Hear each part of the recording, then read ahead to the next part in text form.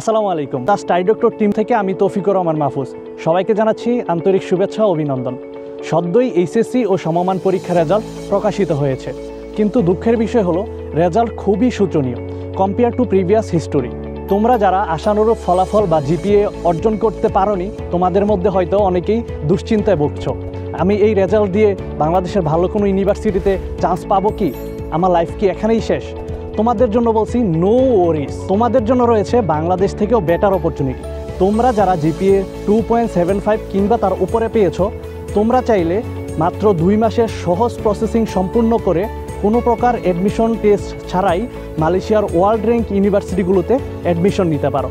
আর তোমাদের এই পুরো প্রক্রিয়াকে সহজ ও নিরাপদ করতে আমরা দ্য স্টাডি ডক্টর টিম রয়েছি তোমার পাশে সর্বদা, সবসময়, ইনশাল্লাহ। তোমার স্বপ্নযাত্রা শুরু হোক এখান থেকে।